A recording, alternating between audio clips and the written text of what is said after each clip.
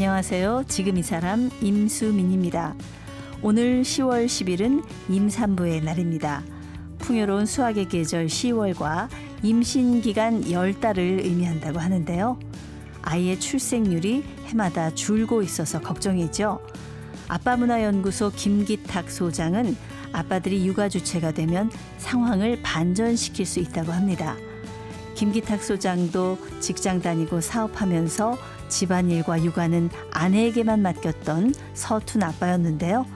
나날이 지쳐가고 병까지 얻은 아내를 보면서 본격적으로 육아에 뛰어들었습니다. 처음에는 경제적인 어려움도 많았지만 가족의 행복이 커지면서 일도 술술 잘 풀렸다고 합니다. 양성평등한 양육문화에 앞장선 공로로 올해 서울시 성평등상 대상을 받기도 했는데요.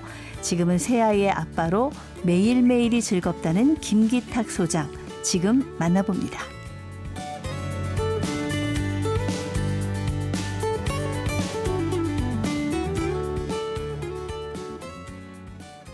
네, 요즘 신종 직업들이 많은데 자칭 육아 랜서라고 하십니다. 김기탁 소장님 나오셨습니다. 안녕하세요. 네, 안녕하십니까. 반갑습니다. 아빠 육아문화연구소 김기탁 소장입니다. 네, 육아 랜서는 대충 제가 짐작해 보니까 육아 플러스 프리랜서 맞나요? 네, 맞습니다. 네, 이게 프리랜서라는 개념이 조금 딱딱해서 육아와 프리랜서의 합성어를 만들어서 네. 우리 어머니 아버님들께 이야기하니까 너무 좋은 반응이 있어가지고 그때부터 육아 랜서라고 활동하고 있습니다. 그러니까 육아도 지금 전담하시지만 일도 하시긴 하시는 거죠? 네, 우리 어머님 아버님들 모두 다 이제 일을 하시면서 양육을 하잖아요. 그런 네, 분들 네. 모두 다 육아 랜서라고 저는 생각을 합니다. 그렇군요. 예, 지금 육아 랜서가 되신 지 얼마나 되셨죠? 저는 올해로 이제 한 7년 차, 네, 6년째 활동을 하고 있는데 올해는 7년 차. 네, 이제 뭐 육아 베테랑 아빠가 되셨겠는데요.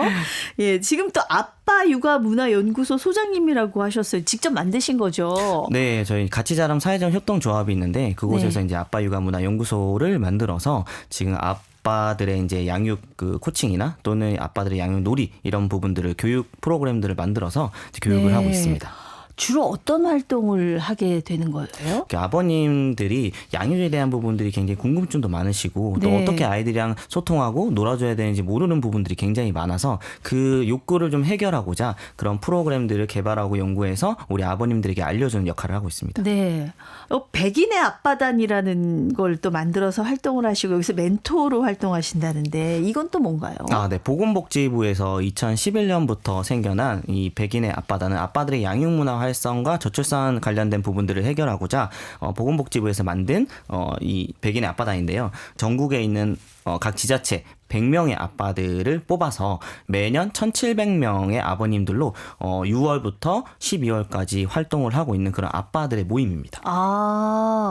이 아빠단은 어떻게 선발을 하나요? 네, 100명씩 매년 100명씩 선발을 해서 네. 그 기수마다 한 해에 1,700명씩 지금 모집을 하고 있습니다. 올해로 14기라고. 네, 올해로 14기입니다. 하던데 이 백인의 아빠단은 또 무슨 활동들을 하시는 거예요? 마찬가지로 그 온라인상에 이렇게 맘카페라고 하죠. 네. 그 맘카페들 굉장히 많았잖아요. 육아 정보라든지 이런 것들을 알기 쉽게 연결해주는 그런 맘카페가 있었는데 네. 아빠들의 카페는 없어서 이런 욕구가 굉장히 많이 부족했거든요. 그것을 보건복지부에서 이제 알아차리고 그러한 부분들을 아빠들의 카페를 지자체에서 같이 도우면서 상생해 나가자는 그런 의미에서 이렇게 만들어졌습니다. 맘카페가 제일 소식이 빠르다고 그렇죠. 그러더라고요. 엄청 빠르죠. 이 아빠들의 또 이 커뮤니티는 어떤지 굉장히 궁금하네요. 네. 거기 올라오는 내용들 혹시 맘카페랑 비교해 보셨어요? 정보들도 워낙 좋은 정보들도 많이 올라오긴 하지만 특히 백인의 아빠단의 특징은 그런 아빠와 아이들이 함께 활동할 수 있는 그런 미션들이 있습니다. 네. 매주 한 가지씩 주어지는 그 미션을 토대로 아버님들이 그 미션을 수행을 하거든요. 네. 그래서 약 6개월 동안 그 미션을 완벽하게 수행하신 아버님들은 거의 뭐 이제 육아 고수에 오르는 반열까지 생겨나고 있습니다. 가령 어떤 미션을 주나요? 그래도 놀이, 몸을 이용해서 놀이를 한다든지 도구를 이용해서 놀이를 한다든지 아니면 사회와 같이 아이들이 뭐 플로킹이라든지 또는 건강과 관련된 일이라든지 교육과 관련된 이런 부분들을 매주마다 다르게 미션을 내서 아주 간단하게 아이들이랑 할 수 있는 그런 놀이나 활동 이런 형태들을 미션으로 내주고 있습니다. 네. 그러니까 어떻게든 아빠들을 좀 육아의 주체로 만들어 봐야겠다 이런 의지가 제가 느껴집니다. 아무래도 우리 김기탁 소장님이 보기에도 아빠들이 엄마들보다는 육아에서 좀 한 걸음 뒤에 있는 것 같이 그렇게 느껴지시는 거죠. 네, 예. 원래 이 사회적으로도 워낙 어머님들이 양육을 많이 한다는 인식도 강해져 있고요. 특히나 어머님들은 임신을 하면서부터 이미 양육에 대한 준비를 하고 있잖아요. 근데 네. 아버님들은 태어나면서 준비를 시작하거든요. 그래서 맞아요. 이미 1년이라는 그 차이가 있기 때문에 그러한 부분들도 생겨날 수 있는데, 근데 아버님들이 이게 또 하면은 엄청 또 잘하시거든요. 그래서 아빠들은 안에서 일단 그렇지. 체력이 좋잖아요. 네, 그렇죠. 육아는 체력, 체력은 국력. 네. 맞습니다. 예, 전 정말 100% 동의하고. 근데 사실 요즘 제가 방송국에서 후배들을 보면 요즘 젊은 아빠들은 옛날 같진 않아요. 애들이랑 진짜 잘 놀아주고 가사일도 함께 잘하고 시대가 정말 많이 바뀐 것 같다 이런 생각을 저는 하거든요. 네. 옛날 사람이라서.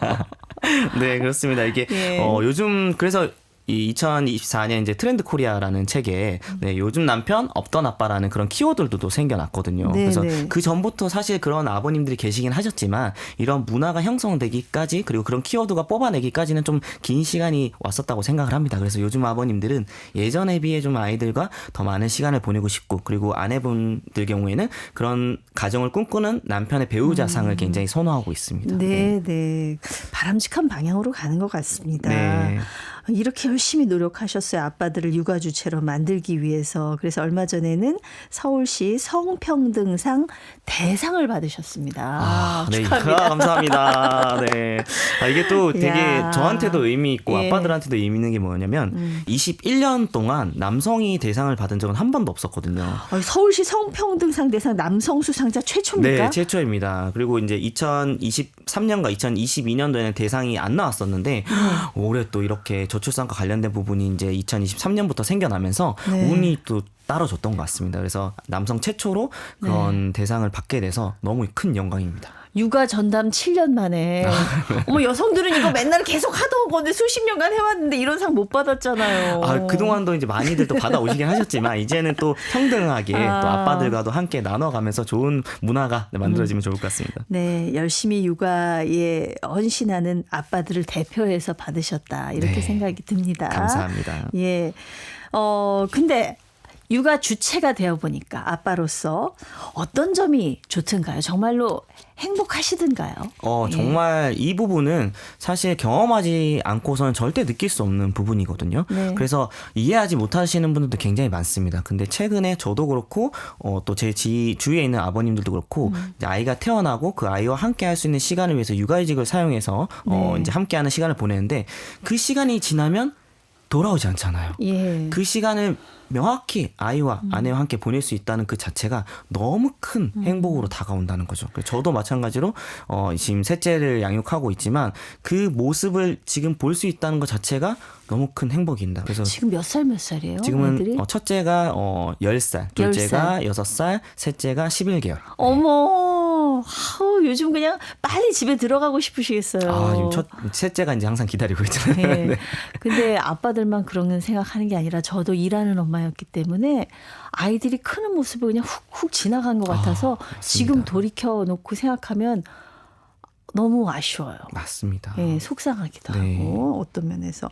근데 사실 이 김기탁 소장님이 처음부터 육아의 달인은 아니셨을 것 같은데 원래는 어떤 일을 하시는 분이셨어요? 저도 그 평범한 회사원이었습니다. 회사에서 네. 열심히 일하고 회사에서 좀 승진하고자 하는 열망이 가득한 그런 청년이었는데 사업을 좀 해야겠다고 생각을 해서 네네. 네, 퇴사를 하고 사업을 시작을 했었어요. 예. 그 당시에 또 아내도 육아휴직을 사용하고 이제 강제 퇴사를 당하는 실정이라서 금전적 여유도 좀 없어서 좀 더 내가 좀 더 많이 벌어야겠다라는 생각을 했었는데 네. 그리고 경제적인 좀 부담을 느끼면서 더 나은 가정이 어떻게 하면 될 수 있을까? 그런 예. 고민하던 끝에 그런 육아휴직을 사용하기도 좀 힘들었거든요, 회사 내가. 네, 그래서 네. 그런 사업을 시작하면서 좀 열망을 좀 가득 안고 있는 그런 아버지였었죠, 그때는. 그러니까 이제 돈 좀 많이 벌어야겠다. 애가 태어났으니까. 네. 그래서 회사 그만두고 사업을 시작했단 말이에요. 네. 근데 사업이 만만치가 않고 또 회사 다니는 것보다 시간도 더 많이 들어갈 것 같은데. 그러니까 저도 이 사업을 하면은 제 여유 시간이 조금 더 생길 줄 알았거든요. 왜냐면 네. 회사 다닐 때도 굉장히 좀 긴 시간을 일했었어가지고 네. 그래도 내가 내 사업을 하면은 조금 더 시간이 날 거다라는 그런 고정관념과 오만 같은 그런 생각을 예. 하고 있었는데 그게 아니더라고. 오히려 더 가족과 보낼 수 있는 시간이 없어지더라고요. 예, 네. 어떻게 그래도 돈은 좀 벌렸나요? 뭐 크게는 아니지만 소소하게는 됐었는데 저는 또 월급을 받는 게 또 나을 수도 있다라는 생각을 그때는 또 했었습니다. 네. 쉽지 않으셨다는 네네. 예, 그런 얘기죠. 그럼 어쩌다 육아에 전념을 하게 되신 거예요? 제 9살 연하인 아내에게 좀 끈질긴 구애 끝에 또 결혼을 하게 됐는데 예. 2015년도에 이제 첫 아이를 얻었는데 그 첫 아이가 태어나고 아까도 말씀드렸듯이 좀 욕심이 생긴 부분들이 있어서 네네. 이제 사업을 하려고 이제 대구에 내려가서 일을 배우러 갔었어요. 돌 이후에 아내가 같이 대구에 내려왔었거든요. 근데 그 떨어져 있는 시간이 길면서 아이와도 좀 서먹해지고 특히나 아내도 혼자서 홀로 육아를 진행을 하다 보니까 아유. 더 어려움이 있었는데 네. 아무런 연고지도 없는 대구에 와서 또 양육을 하다 보니까 더 많은 스트레스와 더 많은 이제 홀로 육아를 담당하다 보니까 좀 극심한 우울증이 왔었습니다. 그러니까 애들이 어릴 때 특히 혼자 애 보는 게 힘들거든요. 네. 그때 옆에서 뭐 아빠든 뭐 무슨 어머니든 같이 있어야 되는데 혼자 오롯이 하려니까는 부인이 우울증까지 올 정도가 네, 아무런 또 된 정보도 거네요. 없으니까. 네. 그럼 이제 그게 계기가 되셨나요? 네, 육아에? 그때 좀 이게 정말 내가 원하는 가정의 모습이었나라는 생각에 회의감도 많이 들었고 좀 어떻게 좀 변화할 수 있을까 고민 끝에 그럼 사업이나 이런 부분들을 다 정리를 하고 네. 아내와 아이를 케어할 수 있는 일을 한번 찾아보자라고 네, 생각을 했었습니다. 그건 다 좋은데 애 봐주고 이러는 건 너무 좋은데 둘 다 안 벌고 육아만 할 수는 없는 거잖아요. 그렇죠. 네. 그래서 굉장히 사실은 아마 회사원으로 하시다가도 프리랜서로 오게 되면 굉장히 처음에는 힘든 과정을 경험하잖아요. 그래서 저도 마찬가지로 신용카드 대금 독촉장들도 굉장히 많이 받고 뭐 가족을 좀 부양하기 위해서 할 수 있는 일들은 오잡까지 뛰면서 네, 굉장히 많이 노력을 했었던 것 같아요. 그래서 아르바이트 하셨어요? 네, 뭐 신문 배달, 우유 배달, 대리운전, 그다음에 택배, 그다음에 배달, 뭐 카페 청소 이런 것들을 다 하루에 그 플랫폼 노동이라고 하죠. 그런 네. 것들을 진행하면서 남는 시간은 또 양육을 할 수 있는 부분들을 계속 만들어가고 있어요. 그렇게 일하면서 육아하는데 힘이 많이 묻히지 않았어요? 너무너무 힘들었는데 그 네. 아이와 아내가 조금씩 그래도 밝아지는 모습을 보니까 훨씬 더 그 좀 견딜 수 있는 힘들이 생겨나긴 하더라고요. 직장을 찾을 생각은 안 하셨어요? 그 당시에는 저도 직장을 들어가야 되나 이런 고민들도 많이 했었는데 예. 또 제가 하고 있던 그런 직장으로 들어가면은 또 그 시간이 반복될 것 같아서 차마 그쪽으로도 선뜻 용기를 내지 못했던 것 같습니다. 아이를 키우는 일이 더 소중하다라고 느꼈나 봐요. 네, 맞습니다. 예. 근데 애를 키워보면은 애 잘 보는 사람이 있고요. 애를 그냥 울리는 사람이 있고 본인은 어떤 쪽입니까? 저는 좀 잘 양육할 수 있는 환경으로 만들어가는 사람인 것 같습니다. 소질이 있으신 거예요. 네, 제가 좀 가족을 좀 좋아하는 부분들도 있긴 있었는데 예. 좀 아이를 관찰하는 부분들에 대해서 좀 잘하는 편이다 보니까 아이가 또 어떤 거를 원하고 어떤 거에 대해서 불편한지에 대해서 관찰을 하다 보니까 좀 더 양육을 좀 편하게 쉽게 할 수 있는 방법을 습득하는 것 같습니다.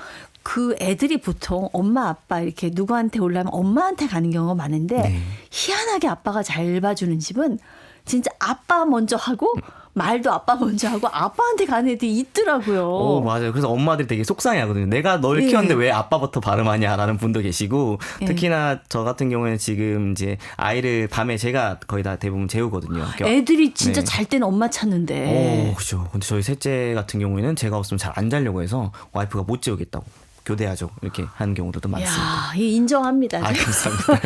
제가 지금까지는 약간 반신반의했어요. 아빠가 애를 봐도 그래도 엄마가 하는 역할은 있기 때문에 좀 부족할 텐데 했는데 진정한 육아의 달인 맞습니다. 감사합니다. 애들이 졸릴 때 찾는 게 네. 진짜 주 양육자거든요. 맞습니다. 네. 그러면 아빠 육아 문화 연구소는 언제 만드셨어요? 아빠 육아 문화 연구소는 2023년 12월에 그 같이 자란 사회적 협동조합으로 함께 들어가면서 이제 이런 사회 문화를 좀 더 바꿔보자라는 취지에서 만들게 됐습니다. 네, 네. 이 아빠 육아 문화 연구소가 이게 수입하고 좀 관계가 있나요?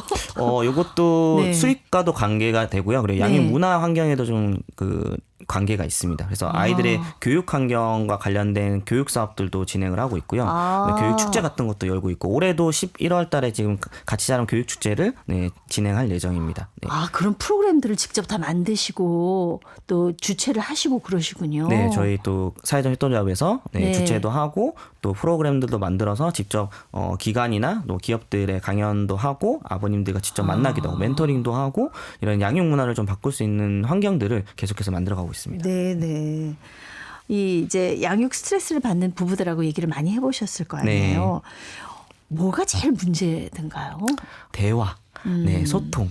긍정적인 이런 소통들이 굉장히 많이 힘들어하십니다. 특히나 아내가 하는 얘기를 귀담아 듣지 않고 공감해주지 않는 우리 아버님들이 계시다 보니까 그거에 대한 외로움을 느끼고 또 거기에 대한 공감을 받지 못하니까 마찬가지로 또 외부로 활동을 하게 되는 부분들이 많다 보니까 아버님들 또한 그런 부분이 익숙하지 않으니까 그 대화의 질이 굉장히 낮아지고 오히려 대화가 점점점 없어지면서 좀 가정의 불화들도 많이 생기기 시작합니다. 그렇군요. 예. 자, 김기탁 소장님한테 양육 노하우를 좀 여쭤봐야 되겠어요. 양육에서 엄마 아빠의 역할이 있잖아요. 네. 예. 아빠의 역할은 뭐라고 생각하세요? 이게 가정마다 역할이란 거를 딱 구분짓다 보면은 누구는 뭘 해야 되고 또 엄마는 뭘 해야 되고 아빠는 뭘 해야 된다는 이런 부분들이 생겨나서 그 부분을 하지 않으면 조금 스트레스를 받거나 또는 누군가가 하지 않았을 때는 또 그 당사자에게 또 질책을 하는 경우들도 생기기 때문에 그 역할이란 것이 꼭 맞다라기보다는 내가 잘할 수 있는 것을 서로 나눠가면서 하는 게 굉장히 중요하다고 생각을 합니다. 그래서 뭐 예를 들어 아이를 씻기는 것 또한 어머님들 같은 경우에 아이를 출산하고 몸이 망가지잖아요. 그러다 보면 손목이 나가는 경우들이 많거든요. 그렇기 때문에 아버님들이 그런 부분들을 내가 할 수 좀 더 체력이 좋으니까 목욕은 전담해서 한다든지 그 역할을 나누기보다는 내가 아내보다 더 잘할 수 있는 건 무엇이 있을까 서로 소통하는 것이 굉장히 중요하다고 생각합니다. 그러니까 각자 형편이 있고 다르니까 서로 조금 좀 자세하게 상의할 필요가 있겠어요. 그렇죠. 예, 뭐 알아서 해주겠거니 이거는 좀 쉽지 않은 거죠. 그래서 육아휴직을 이제 사용하시는 아버님들 같은 경우에는 그런 좀 구체적으로 계획할 수 있어서 굉장히 좋았다라는 아버님들도 굉장히 많습니다. 네. 저 아빠들은 이제 확 체력이 아무래도 좀 있으니까 마음 먹으면 아이들하고 잘 놀아줄 것 같은데 또 어떤 아빠들은 애랑 뭘 해야 될지 모르겠다 이런 분들도 계세요. 예. 뭘 하면서 같이 놀아주면 좋을까요? 그 예전에는 그래도 출생하는 나이대가 조금 더 빨라서 체력적인 부분들도 물론 좋긴 했었는데 요즘에는 그 아이를 출산하는 연령대가 아버님들도 굉장히 높아지고 있다 보니까 맞아요. 체력적으로도 많이 힘들어 하십니다. 그래서 저 같은 경우에는 아버님들의 체력을 최대한 쏟지 않고 아이들은 굉장히 즐거워할 수 있는 그런 꼼수 놀이 같은 것들을 많이 알려드리긴 해요. 그래서 어떤 게 있어요? 아버님들은 앉아 계시고 아이들은 움직일 수 있는 거 또는 아버님 누워 계시면서 아이들은 움직일 수 있는 그런 놀이들을 진행을 하는데 특히 큰 전지 하나를 가지고 이제 처음에는 연령대가 좀 높은 아이들은 직접 그릴 수 있는데 어린 아이들은 그리기가 힘들잖아요. 그래서 아버님이 먼저 그려주고 색칠할 수 있도록 놀이를 만들어 준다든지 아버님은 이제 좀 누워서 좀 큰 아이들 같은 경우에는 아버님이 누워서 그 큰 아이들이 그리고 난 다음에 그 크잖아요. 엄청 큰 아버님 몸 자체를 아이가 색칠을 다 해야 된다면 1시간 생각하거든요. 자기 몸을 도와주는 제공하는 거예요? 그렇죠. 그리고 아버님 누워겠고 아니면 나처럼 나의 모습을 그려봐라 라든지 이러한 부분들을 이제 좀 더 많이 알려드리고 있죠. 그러면서도 상호 관계를 적용하면서 애착 관계도 생기거든요. 좀 아빠의 사랑을 듬뿍 느낄 수 있게 조금 정서적인 안정이라든가 유대감이라든가 이런 걸 느낄 수 있게 해주면 좋을 것 같은데요. 그렇죠? 예. 어떤 방법들이 있을까요? 이 정서적인 부분들은 사실 이 상호작용이 굉장히 중요한 역할을 하거든요. 그래서 아이와의 스킨십이 굉장히 중요합니다. 어렸을 때부터 스킨십과 관련된 뭐 놀이, 활동, 뭐 같이 자기 뭐 이런 것들도 굉장히 중요하다고 생각합니다. 특히 저 같은 경우에는 아이와 꼭 목욕탕을 같이 갑니다. 어렸을 때부터 아이가 3살 때부터 제가 목욕탕을 같이 갔는데 그 아이가 커오면서 차가운 물 있잖아요. 그 지금은 10살인데 그 10살 돼서 그 차가운 물에 처음에는 아빠한테 꼭 안겨서 차가운 물에 떠 있던 아이가 지금은 다 커서 여기밖에 오지 않는다고 아빠한테 자랑할 때 그러니까. 그때 그 유대감은 경험해보지 않는 사람들은 몰라서 제가 꼭 아버님들한테 목욕탕, 남자애가 있으면 목욕탕을 꼭 가라고 얘기합니다. 글쎄 말입니다. 그게 행복이죠. 네. 그런 게. 아유, 이렇게 잘 놀아줘서 둘째도 낳고 부인이 셋째까지 낳으신 게 아닌가 싶어요. 어머, 넷째 욕심도 있으신 거 아닌가 싶기도 아닙니다. 하고. 저희도 셋째까지만 약속을 했기 때문에 그 약속을 저희도 이제 지키려고 노력 중에 있습니다. 예. 근데 아이가 진짜 공짜로 크는 게 아니라 부모들의 온갖 정성과 사랑이 있어야 되지만 또 경제적인 것도 만만치 않아서 경제적인 이유 때문에 나는 한 명 이상은 못 낳겠다 이런 부분들 많잖아요. 네, 많죠. 어떻게 생각하세요? 이 경제적인 부분들이 사실 아이를 낳아서 양육을 하다 보면 누군가는 꼭 한 명이 이 아이를 책임져야 된다라는 그런 책임감이 들 수도 있거든요. 네, 네. 근데 사실 아이는 온 마을이 키워야 된다는 얘기들도 있잖아요. 네. 사회와 함께 키워야 된다고 저는 생각을 합니다. 왜냐하면 결국적으로 아이는 자립을 해서 나가야 될 존재인데 이 아이를 품고 있는다고 해서 그 아이가 사회에 더 적응을 잘하냐 이건 아니거든요. 사회에서 계속 부딪혀보고 도전해보고 실패하는 부분들도 깨달아가면서 한 단계 한 단계씩 나아가는데 그러한 부분들도 아이들 성장할 수 있도록 이제 한 아버님이 예를 들어 뭐 300만 원의 월급을 받는다라고 했을 때 아내분이 집에서 아이를 양육하는 부분들이 있다면 사실 뭐 한 분이 150만 원 벌고 한 분이 150만 원 벌면서 300만 원을 맞춰 간다든지 좀 더 이 서로 같이 자기 자신의 일도 찾아가면서 양육을 사회와 같이 하면서 경제력도 조금 높일 수 있는 그런 부분들이 필요합니다. 한 명은 뭐 400, 500까지 올라가기 어렵지만 두 명이서 400, 500 올라가는 건 그렇게 어렵진 않거든요. 그것도 또 방법일 수 있겠는데 그래도 뭔가 본인의 어떤 그 삶에 계획했던 것들 좀 많이 수정해야 될 그런 필요성 같은 것들은 있겠어요. 조금. 그렇죠. 근데 예. 이게 수정을 하는 부분들도 물론 상의를 통해서 진행을 해야 되지만 우리가 아이를 낳아서 양육하겠다는 마음을 가진 이후부터는 사실 네. 내 인생에 어느 정도는 헌신을 해야 되는 필요성도 있기 때문에 그래서 헌신은 하되 희생은 하지 말라고는 얘기는 하고 있거든요. 그래서 어느 정도의 희생은 감수를 하고 그리고 좀 더 행복한 가정으로 만들어가는 게 더 중요하다고 생각합니다. 네.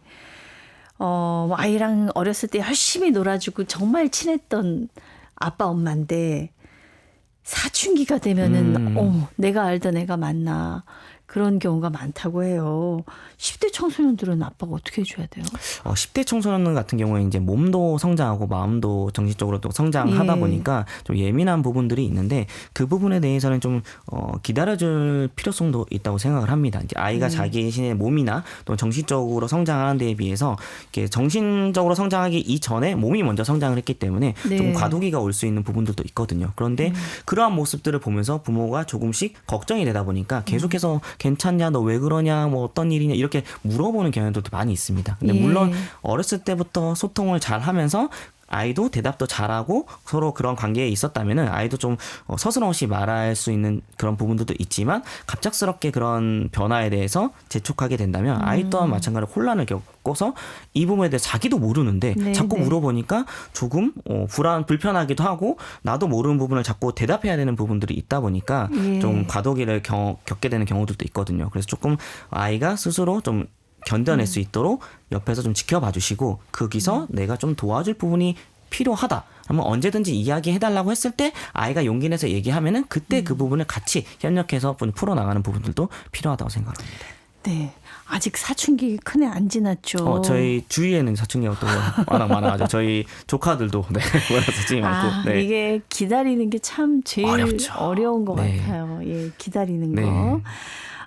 요즘 뭐 육아휴직 그 아빠들도 사용을 많이 합니다. 이런 육아휴직 제도라든가 뭐 여러 가지 제도들이 많이 이제 생겨나고 있고 점점 촘촘하게 뒷받침하는 제도들이 있는데 실제로 얼마나 아이를 키울 때 도움이 되는 것 같으세요? 저희 같은 경우에 첫째, 둘째 키울 때는 사실 그렇게 큰 도움이 되지 않는다는 생각을 네. 했었어요. 그런데 셋째를 낳고 나니까 많은 도움을 받았습니다. 예를 들어 부모급여가 생겨났기 때문에 부모급여도 받았고요. 예. 그리고 저출생 이제 특별 대출, 그 대출도 있었어가지고 신생아 특례 대출도 있어서 그 대출을 받아서 이사도 갔었고요. 예. 그리고 지금 현재 이제 시간제 보육도 맡기고 있고, 그러니까 전체적으로 좀 더 이 환경이 환경이 변하니까 저희가 양육할 수 있는 환경들도 조금 더 좋아지고 있는 실정인 것 같습니다. 예, 네. 그래서 지금 그렇군요. 육아휴직 급여도 조금씩 올라가고 있고 네. 네, 그런 부분들이 발맞춰서 좀 진행되면서 기업의 양육 문화들도 좀 바뀐다면은 좀 더 네. 좋은 환경으로 나아가지 않을까 생각합니다.